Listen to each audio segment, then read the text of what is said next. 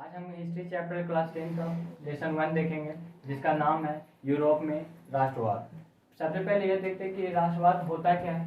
तो जब भी हम अपने देश के बारे में बिना किसी फायदे के लिए सोचते हैं, जैसे हम अपने प्यार के बारे में, अपने देश के लगाव के बारे में सोचते हैं, तो उस फीलिंग को हम लोग कौन सा फीलिंग कहते हैं? राष्ट्रवाद की फीलिंग कहते हैं। और जिसके मन में ये फीलिंग आती है उसे हम लोग राष्ट्रवादी कहते हैं। जैसे यहाँ पे हम लोग को पढ़ना है मेनली किसके बारे में, तो फ्रांस के बारे में पढ़ना है। फ्रांस एक यूरोप का छोटा सा देश है जहाँ पे शासन किसका चलता था, तो एक राजशाही शासन चलता था। राजशाही शासन करने का मतलब वहाँ पे राजा का शासन चलता था। राजा का बेटा ही राजा बनता था, राजा ही सर्वा होता था, यानी वो जो कह दिया वही वो कानून बन जाता था। तो इससे क्या होते थे कि जनता लोग को बहुत प्रॉब्लम होती थी। जनता लोग उस शासन व्यवस्था से सही से रह नहीं पाते थे। राजा के शासन से बहुत मुश्किल से जीते थे। कभी कभी उस पर कर राजा लोग जो होता था उस पर कभी कभी बहुत सारे कर लगा दिया करते थे। कर लगा देने के कारण क्या होता था कि वो लोग अपनी जिंदगी को सही से जी नहीं पाते थे। तो सब लोग इसके खिलाफ खड़े होकर के सब लोगों ने इसके खिलाफ विद्रोह किया। तो उसी विद्रोह को क्या कहा गया? फ्रांस की क्रांति कहा गया, जो कि कब हुई थी? 1789 में हुई थी। इसका कारण क्या था? फ्रांस की क्रांति का कारण क्या था? तो इसका सबसे बड़ा कारण था कि यहाँ का राजा उस टाइम का यहाँ का राजा कौन था? तो लुई 16वां था, जो कि बुर्बो राजवंश से आता था। बुर्बो राजवंश क्या हुआ? जिस तरीके से बाबर भारत में कब्जा करने आया तो वो यहाँ पे अपना शासन का अपने साम्राज्य का एक नाम दिया, मुगल साम्राज्य नाम दिया। वैसे ही इसका भी साम्राज्य का नाम क्या था? बुर्बो साम्राज्य नाम था। तो इसने क्या किया, जब लुई 16वां जो था फ्रांस का क्या था? राजा था। ये किस राजवंश से आता था? बुर्बो राजवंश से आता था। ये बहुत ही निरंकुश राजा था। निरंकुश राजा करने का मतलब बहुत ही अत्याचारी राजा था, बहुत ही प्रजा लोगों पर अत्याचार करते रहता था। तो इसकी अत्याचारी को देखते देखते सब जनता लोगों ने, यानी वहाँ के सब लोग ने क्या किया? इसके खिलाफ क्रांति करना शुरू कर दी। और ये क्रांति 1789 में हुई थी, इसलिए इस क्रांति को फ्रांसीसी की क्रांति भी कहते हैं। आगे देखते हैं कि फ्रांस में राष्ट्रवाद का उदय। यहाँ राष्ट्रवाद का भावना सबसे पहले फ्रांस में ही भड़का था, क्योंकि यहाँ इतना ज़्यादा लुई 16वां शासन ही कर दिया था, इतना ज़्यादा अत्याचार कर दिया था, क्योंकि यहाँ के लोग इससे तंग आ चुके थे। और इससे तंग आने के कारण क्या कर दिए थे? यहाँ के लोग इसके खिलाफ आंदोलन कर दिए गए थे। अब हम आगे देखेंगे कि क्रांति के समय किए गए कार्य और क्रांति के बाद किए गए कार्य, यानी कहने का मतलब क्रांति के समय कौन कौन से कार्य किए गए, क्योंकि क्रांति करना आसान बात नहीं है। क्रांति करने के लिए बहुत से लोग चाहिए, उस सभी लोगों में एकता चाहिए, सभी लोगों के मन में राष्ट्रवाद की भावना होनी चाहिए, तभी क्रांति को अंजाम दिया जा सकता है। तो क्रांति के समय में बहुत से लोगों ने कार्य किया। जैसे सबसे पहला कार्य क्या किया कि सामूहिक भावना को बढ़ाने का कार्य किया गया। सामूहिक भावना बढ़ाने का कार्य करने का मतलब क्या है कि जब हम लोग कोई एकजुट होकर के कोई एक चीज के लिए लड़ते हैं तो उसमें सभी का योगदान क्या होता है? बराबर होता है। यहाँ पे सामूहिक भावना का विकास किया गया। जैसे यहाँ पे सब लोग सामूहिक भावना, यानी कि सब लोग अपनी पैतृक भूमि के लिए लड़ रहे थे। पैतृक भूमि कहने का मतलब जहाँ पे हम लोग शुरू से जन्म लिए हैं, जहाँ पे हम लोग रहे हैं। जिस तरीके से हम लोग अपने भारत देश के लिए लड़ते हैं, है कि नहीं? जिस तरह से हम लोग भारत देश के लिए लड़ते हैं, तो वैसे यहाँ के भी लोग थे तो किसके लिए लड़ रहे थे? अपने पैतृक भूमि के लिए लड़ रहे थे। यहाँ के नागरिक लोग, यानी यहाँ के सब नागरिकता एक होनी चाहिए, या ये नहीं कि अलग अलग नागरिकता होनी चाहिए। अलग अलग धर्म के लोग आते तो सब अपना अपना सुझाव देने लगते। अगर सब लोग एक धर्म के लोग हों तो लड़ने में, क्रांति करने में और भी आसानी हो जाती है। इसके बाद यहाँ एक समान झंडा लाया गया। समान झंडा कहने का मतलब, या उस समय क्या था कि फ्रांस जो था वो अलग अलग कबीले में टूटा हुआ था, अलग अलग कबीले कस्बों में टूटा हुआ था, जिनके कारण सबका अपना अपना क्या होता था? झंडा होता था, अपना अपना झंडा होता था। तो ये लोग अब दूसरे के झंडे को सम्मान ही नहीं देते थे। सम्मान करने का मतलब इज्जत ही नहीं देते थे, सब अपने झंडे का इज्जत देते थे। इसलिए एक समान झंडा भी बनाया गया कि सब लोग इस झंडे के नीचे आएंगे, पूरा फ्रांस इस झंडे के नीचे आएगा। इसके बाद फिर क्या हुआ? ये सब कार्य किया गया था कब? जब क्रांति का समय था तब। तो जब ये क्रांति हो गई, क्रांति होने के बाद सब लोगों ने क्या किया? सब लोगों ने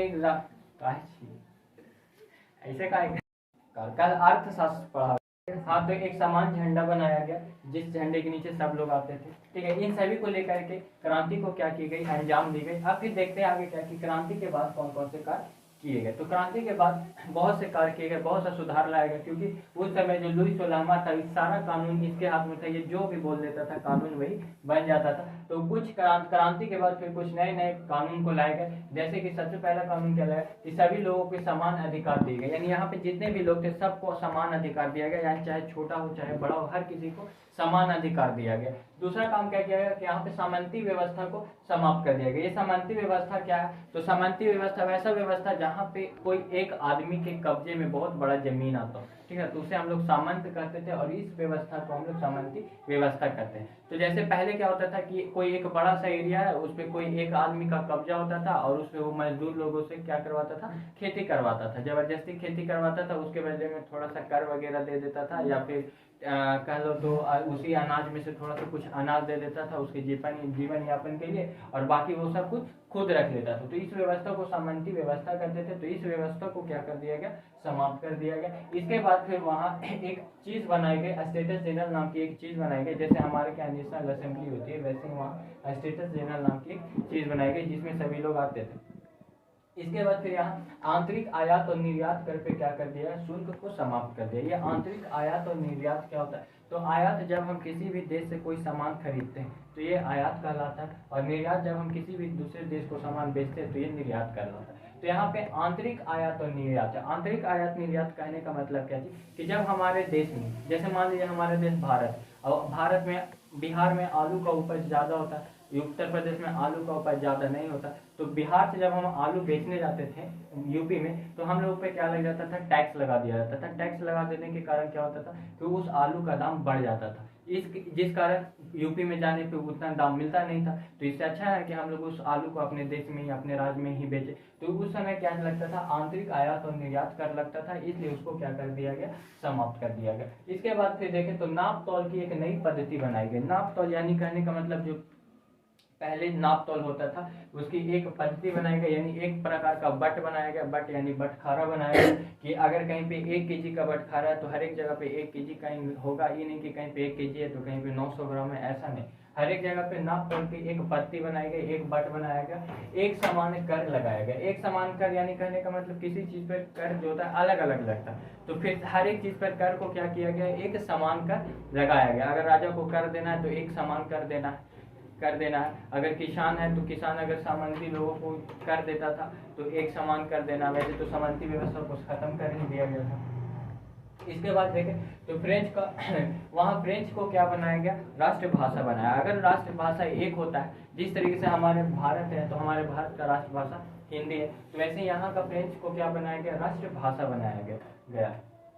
उसके बाद फिर देखें तो यहाँ एक राष्ट्रगान बनाया गया, यानी हर एक देश का अपना अपना राष्ट्रगान होता है। तो वैसे ही फ्रांस में भी क्या बनाया गया, एक राष्ट्रगान बनाया गया, जिसका नाम क्या दिया गया, मर्सिले नाम दिया गया। यानी मर्सिले नाम का राष्ट्रगान बनाया गया कहाँ का, फ्रांस का। ये ऑब्जेक्टिव में क्वेश्चन पूछ सकता है कि मर्सिले नाम का राष्ट्रगान कहाँ का है, तो फ्रांस का। इसके बाद फिर देखें तो 1793 ईस्वी में क्या हुआ कि लुई सोलामा को सार्वजनिक रूप से फांसी दे दी गई, यानी सबके सामने क्या किया गया, 1793 ईस्वी में इसको फांसी पे लटका दिया गया। और कुछ समय के बाद फिर इसकी वाइफ को भी क्या किया था, फांसी पे लटका दिया गया था। इसके बाद फिर आगे देखते हैं, ये सब जो कार्य हो रहा था, यानी क्रांति के पहले का कार्य और क्रांति के बाद का कार्य, ये सब कार्य एक व्यक्ति मिलकर कर रहा था, और उसके साथ साथ पीछे से जनता थे। इस सब का कार्य को संभालने वाला कौन था, नेपोलियन बोनापार्ट कौन था, तो बहुत बड़ा इसका हस्ती था, कहने का मतलब बहुत बड़ा आदमी था। ये एक सैनिक था, यही सारा काम यही करवा रहा था, ठीक है। तो जब लुई सोलामा को सार्वजनिक रूप से फांसी दे दी गई थी, तो उसके बाद फिर सबसे सामने कौन आया, नेपोलियन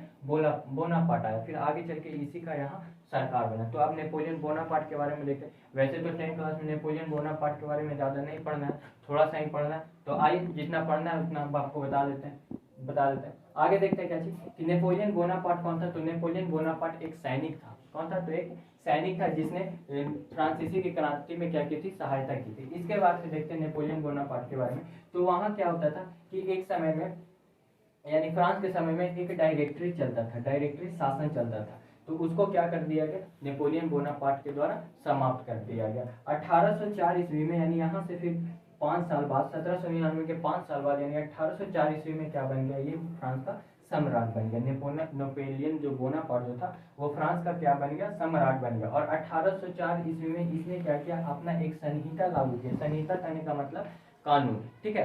कानून ये अपना लागू किया, कुछ कानून यहाँ पे लिखा हुआ है कि कौन कौन से कानून को लागू किया गया, तो आइए उस कानून को देखते हैं।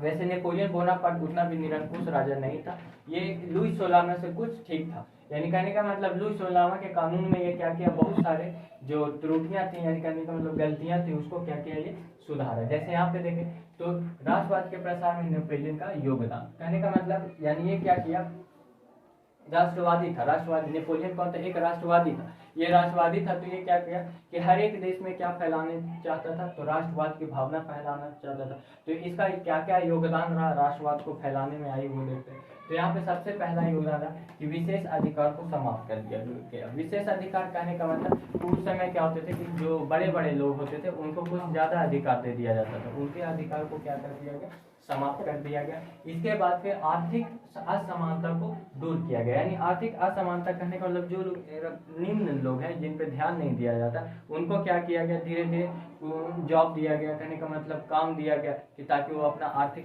आर्थिक स्थिति को क्या कर सके, सुधार सके। इसके बाद फिर देखें तो कानून के सक्षम सबको बराबर किया। कानून के सक्षम वो किसने क्या किया, सबको बराबर किया। कहने का मतलब क्या कि अगर कोई बड़ा व्यक्ति है और एक छोटा व्यक्ति है, तो बड़ा व्यक्ति भी अगर किसी का मर्डर करता है तो उसको भी वही सजा मिलेगी जो छोटा व्यक्ति करेगा। ऐसा नहीं कि बड़ा व्यक्ति को छोड़ दिया जाएगा, छोटे व्यक्ति को सजा दे दिया जाएगा। ऐसा किसके काल में होता था, तो लुई 16 के काल में होता था, क्योंकि सब जो बड़े व्यक्ति होते थे वो क्या करते थे, लुई 16 को कर वगैरह दिया करते थे, इसलिए उन लोगों को क्या करता था, वो विशेष अधिकार प्राप्त देता था। तो इसने क्या किया, नेपोलियन बोनापार्ट ने कानून सक्षम सबको बराबर कर दिया।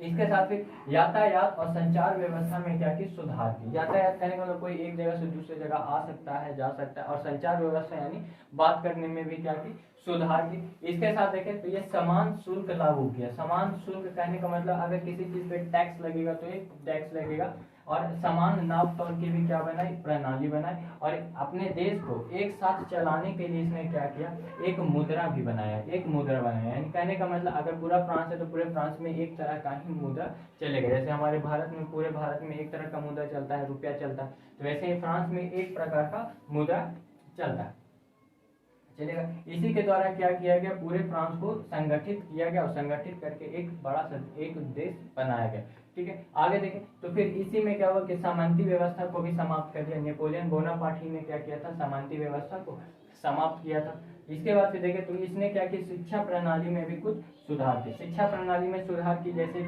लोग पहले पढ़े लिखे नहीं होते थे, यानी कहने का अगर कोई पढ़े लिखे होते थे तो सिर्फ बड़े बड़े लोग के बाल बच्चे पढ़े लिखे होते थे, यानी जिनके पास पैसा होता था वो लोग पढ़े लिखे होते थे। तो उन लोगों के शिक्षा प्रणाली में भी क्या की, सुधार की। इसके साथ धार्मिक सुधार के, धार्मिक सुधार यानी कि धार्मिक स्वतंत्रता दिया। धार्मिक स्वतंत्रता कैसे दिया कि अगर किसी को कोई हिंदू है तो अगर मुस्लिम धर्म अपनाना चाहता है तो वो अपना सकता है, यानी जिसको जिस धर्म में परिवर्तन करना है वो कर सकता है। इसके साथ साथ चर्च की संपत्ति को क्या कर लिया गया, जब्त कर लिया, क्योंकि उस समय जो कुछ भी होता था तो चर्च होता था, पादरी वगैरह जो होते थे चर्च के, वो क्या करते थे, तो जनता लोगों को डराते रहते थे, अलग अलग बात बोल बोल के डराते रहते थे। जैसे हम लोग के पंडित जी जो होते हैं, हाल क्या करते रहते हैं, किसी के हाथ वगैरह देख लेते हैं, उनको बोलने लगते हैं कि आप पे राहु बैठा है, केतु बैठा है, अलग अलग तरह से डराते रहते हैं। वैसे ही चर्च के पादरी जो लोग भी होते थे वो क्या करते थे, दूसरे को डराते रहते थे और संपत्ति जमा करते रहते थे, जैसे हमारे पंडित जी करते रहते हैं। तो वैसे ही इसकी भी संपत्ति क्या कर ली गई थी,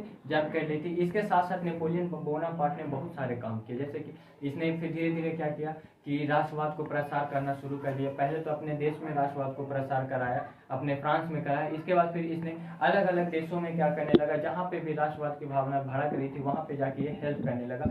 इसने क्या किया, अन्य देशों पे आक्रमण करना शुरू कर दिया, और आक्रमण करके ये क्या बनाने लगा, वहाँ राष्ट्रवाद की भावना भड़काने लगा। जैसे इसने क्या किया, ऑस्ट्रेलिया पे हमला कर दिया, रूस पे हमला कर दिया, यहाँ तक इंग्लैंड तक को नहीं छोड़ा, वहाँ पे भी जाकर के ये क्या कर दिया, हमला कर दिया, और हर एक जगह पे गया और सब जगह ये जीता। इसके डिक्शनरी में इम्पॉसिबल नाम का शब्द ही नहीं था, हर जगह पे ये क्या किया, जीता, युद्ध जीता। और वहाँ पे कौन सी भावना सबके मन में भड़का दी, राष्ट्रवाद की भावना मन में भड़का दी। लेकिन एक प्रॉब्लम क्या हो गया कि अगर ये दूसरे देश में जाकर के जीतता था, अगर देश जीतता था वहाँ पे राष्ट्रवाद की भावना भड़काती थी, तो लोगों को वहाँ मन नहीं भरता था। जैसे कहने का मतलब, अगर हमारे देश में अगर कोई हमारा देश का राजा वो हमको सताए तो कोई फर्क नहीं पड़ता, अगर कोई दूसरा लोग आके हमको सताने लग जाता है तो बहुत ही दिक्कत हो जाती है। जैसे हमारे देश में है नरेंद्र मोदी, तो नरेंद्र मोदी हम लोग पे कितना भी अत्याचार कर लेता, कोई फर्क नहीं पड़ता, हम लोग चुपचाप सह लेते। लेकिन अगर कोई और देश का आदमी आ जाए और हम लोग पे सताने लगे, जुल्म करने लगे, तो हम लोग क्या सहेंगे?